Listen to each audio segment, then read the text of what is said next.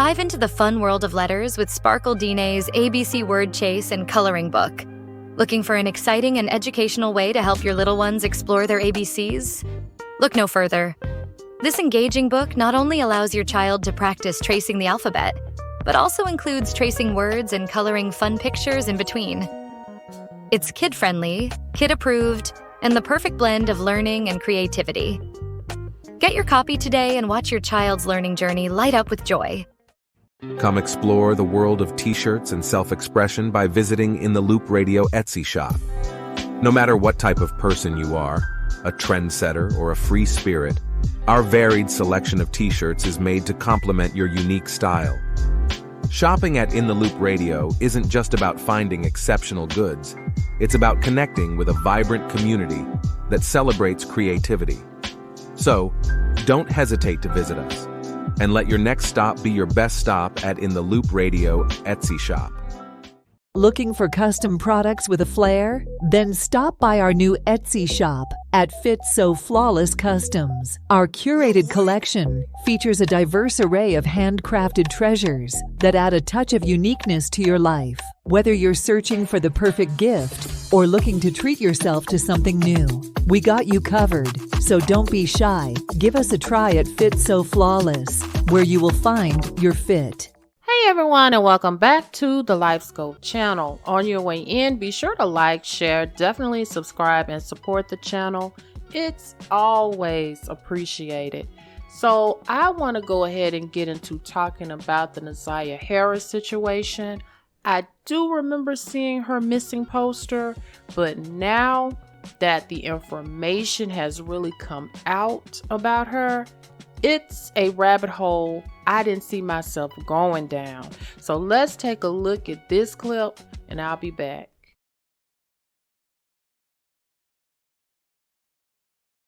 Testimony from another child today alleging sexual abuse by the same man accused of killing 13-year-old Naziah Harris. And we're learning of new DNA analysis that could determine whether Jarvis Butts goes on trial for murder. Sean Lay following today's hearing for us. And Sean, this chilling case, it just keeps getting worse and worse as we learn more. Chilling is a good way of putting it. Stomach turning also. Every witness, every hour here at the court. Here's what's new about this today. This is the first time we're hearing the voice of Jarvis Butts. He is 41 years old. He is accused of the sexual abuse and murder of a 13-year-old girl named Naziah Harris. She was related to one of Butts' many girlfriends, and he called Naziah his niece. The teen was last seen with Butts after school last January 9th.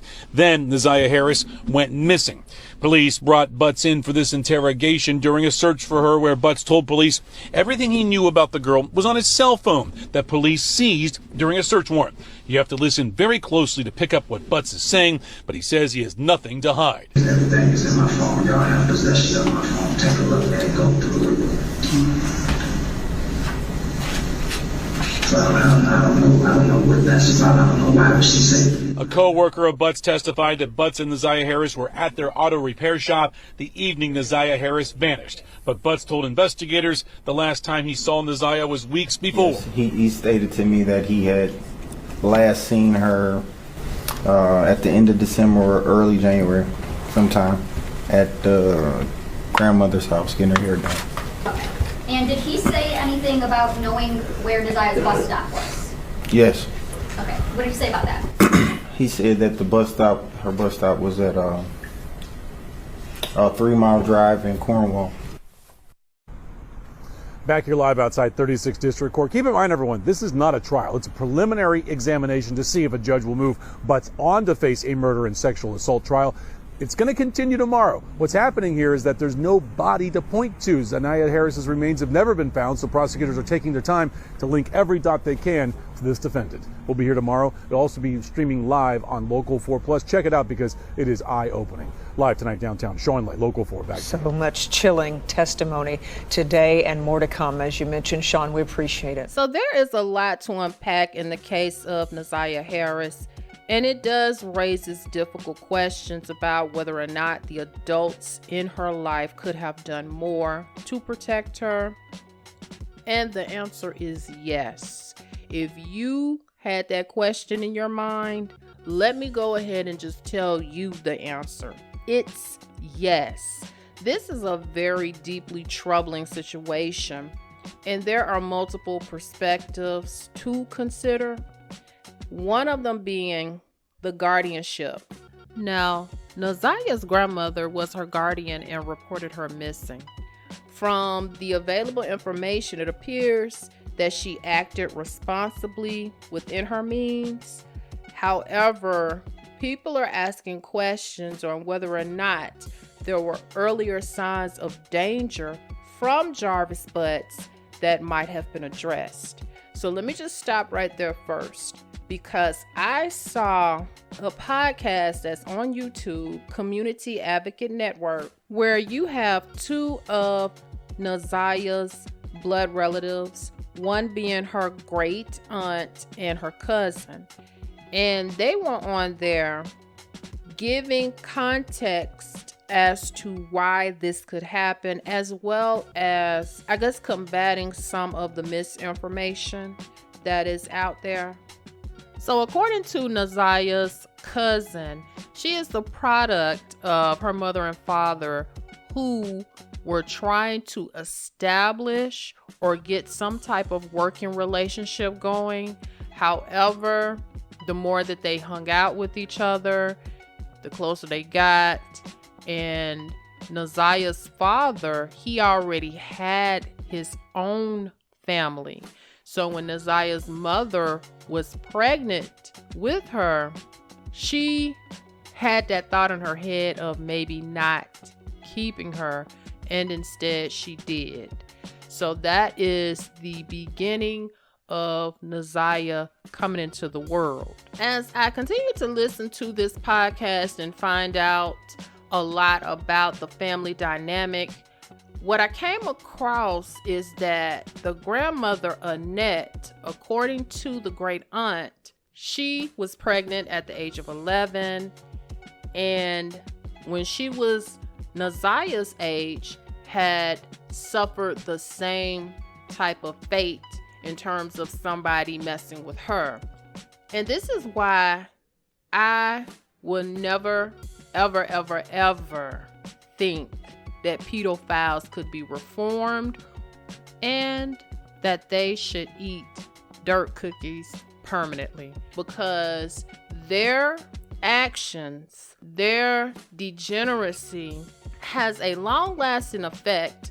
And this is a good example, unfortunately, within this family dynamic of the Harrises, how it can be generational. So if the grandmother has been sexually abused, if the grandmother got pregnant at an early age, and the grandmother has, at least from what I heard, 3 daughters. I think maybe she has 5 children total, but I'm not sure about the other 2, or if they are more sisters, or if there's a brother in there. But we know for a fact that she has 3 daughters. That's Naziah's mother, that's Shannon, that's Jarvis Butts' fiance, girlfriend, baby mama, and that's also Shannon's twin that looks just like Shannon. So we know for a fact that there are 3 sisters that had to endure the raising, or lack thereof, from Annette. Number 2 on the multiple perspectives list is systemic failures. Jarvis Butts had a documented history of sexual offenses, including prior convictions. This raises questions about how effectively the justice system monitored or restricted him after his release. Were there adequate safeguards in place to prevent him from interacting with minors? And the answer to that is no. There were not safeguards in place.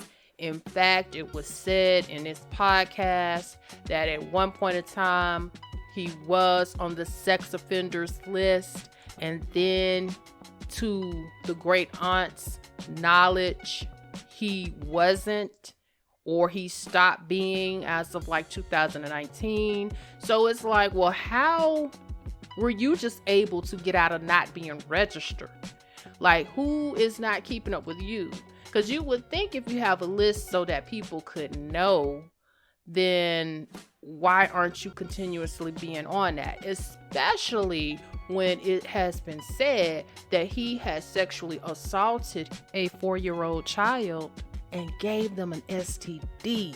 So that's what's being said. And I didn't hear that in the podcast. I saw that online. So I don't know if that's the case, but with everything that has been coming out about him, I am more inclined to believe that. And I want to also point out some other things that was said online regarding the way he looks and going for somebody like Shannon. People are saying that she being dark skinned, being heavier, and him being light skinned, being tall, that she probably was desperate to have him in her life. And this is why she really didn't report anything. She didn't have any issues with anything. She thinks of him as being a good father. But here's the thing with that, because I don't necessarily believe that that is the sole purpose. Now, who knows what's going on in Shannon's mind other than Shannon and the Lord. But I think the sole purpose was what the great aunt had put out. The fact that Shannon had a child when she was like 16 years old, her first child, and he was there. I don't know if he was the father of the first child, but she said that he was there, like he was around. So Shannon had a baby, may or may not have been his, not quite sure, but he was around and he was in his 20s. So it seems like he has a pattern of trying to groom young teenagers, young children, because it was also said that he has almost 20 kids. Some of his kids are adults and they are of the ages of like maybe 22 to 24, maybe even 25 years of age, and their mothers were girls at the time. So he's going around impregnating children. Now they are grown and they have kids that are like 20 something years of age, because Shannon is actually 30, 31 and he's like 42. So just like Jarvis Butts groomed Naziah, it could be the same thing with Shannon. Now, that's not to make an excuse for her, because she's older, and from what I hear on some of the stuff that's being put out there, it seems like she didn't give no damn, or it's just a part of that generational cycle of abuse. Like Naziah, a lot of people saying that she was fast. Those things that Naziah was doing, not only did Jarvis groom her at a very young age to do, but she witnessed it from the other women that were around her on a regular basis. She learned that behavior. She learned how to be manipulative. She learned, and then she was seeking attention because she wasn't getting attention at home. She wanted to feel something, and he was the only one who was paying attention to her. Obviously, because they didn't know none of this was going on, but all of it was happening on Shannon's phone. And let me say this. She was absolutely looking for attention. You know what? And today, was it today or yesterday? I believe it was today. They said in those text messages, she was constantly asking, "Am I ugly? Do you think I'm pretty?" Well, let me tell you, she always felt ugly.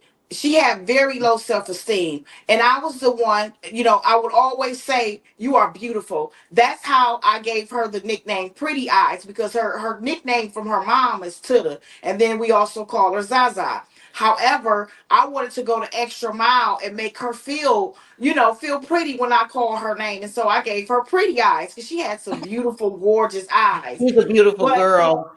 Yes, she was. Beautiful. But let me say this. They added to her low self-esteem. They were constantly saying things to her like, "You nappy-headed. You got nappy hair." So she felt like it gave her a complex, because all the other children have fine hair. And I would have to tell her, "Baby, you got black girl magic. You see my kinks? You see my hair? You better love yourself. You are beautiful, baby. Those are nines all through your coils. And I would have to try to make her feel good because they would tear her down by making her feel like she wasn't as pretty as the other kids. You know, you got nappy hair, you bony. These were the things that they were so bald headed self. That was something they said regularly. And to them it was jokingly, but to her it was damaging. So you just heard what some of the relatives were saying about what the aunties, maybe even the grandmother, had said to Naziah, talking about her hair being nappy, making fun of her, comparing her to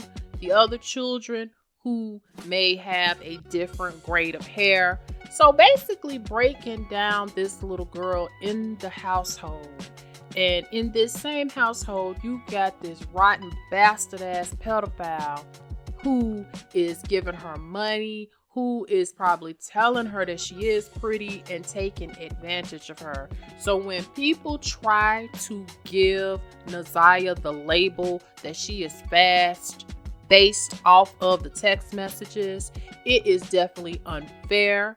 And he groomed this little girl. Because you have to really look at it. How fast could she be compared to a 40-year-old grown man? That don't even make sense. How fast could this 13-year-old girl who was groomed at age 11 is compared to a 40-something-year-old man?